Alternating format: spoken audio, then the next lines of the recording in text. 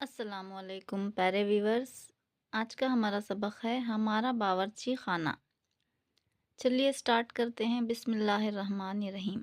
دیکھو سلمیٰ، اتنی سستی بھی ٹھیک نہیں، باورچی خانہ کھلا پڑا ہے، کونڈا چپک رہا ہے، آٹے کا پیپا الگ لڑک رہا ہے، شکر کے مرتبان میں مکھیاں گھس رہی ہیں، ڈھاکنا نیچے پڑا ہے۔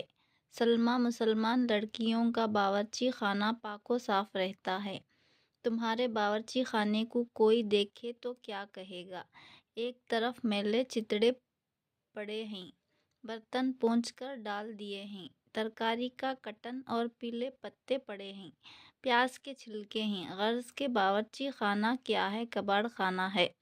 رکابیوں میں بچھا ہوا سالن، چائے کی پیالیوں میں چائے اور شکر کی تلچھٹ جمی ہوئی، ایک طرف چائے کی کشتی پڑی ہے، چائے دانی میں پتی جم گئی ہے۔ سلمیٰ، خدا نے ایک کمرے کی برابر باورچی خانہ تمہیں دیا ہے، الماری بنی ہوئی ہے، اگر لکڑی جلانے کی تمہیں توفیق نہیں ہے تو یہ کیا ضرور ہے کہ اس اپلوں کا ڈھیر بھی باورچی خانے میں لگا دو، بال بھی اسی میں بکھیر دو۔ رقیہ کا باورچی خانہ دیکھو، صاف آئینے سا چمک رہا ہے۔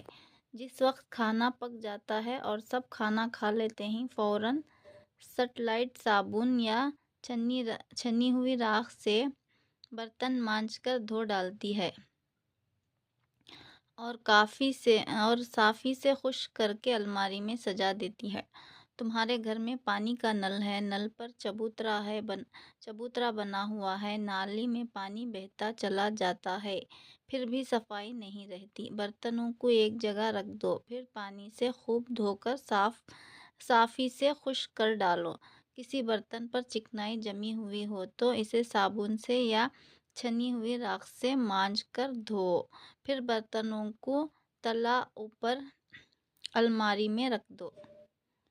اس سے ایک فائدہ تو یہ ہوگا کہ جب بھی کسی برتن کی ضرورت ہوگی، صاف ستھرا برتن مل جائے گا اور گھبرا کر جلد برتن دھونا اور پانی ٹپکتے ہوئے برتن کو کام میں لانا نہ پڑے گا۔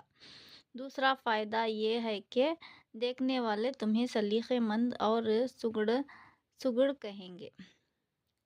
باورچی خانے کی فرش کو روزانہ پانی سے دھو ڈالنا چاہیے، بال نہ ڈالنے چاہیے، اپلے نہ رکھنے چاہیے۔ اگر کبھی اپلے کی کرچ سالن میں پڑ جاتی ہے تو تمام سالن ناپاک ہو جاتا ہے۔ یاد رکھو، روزانہ صفائی کی جائے تو گندگی بڑھ جاتی ہے، روزانہ صفائی نہ کی جائے تو گندگی بڑھ جاتی ہے، مکھیاں بھنکنے لگتی ہیں، چوہے آنے لگتے ہیں اور اپنے بھٹ بنا لیتے ہیں۔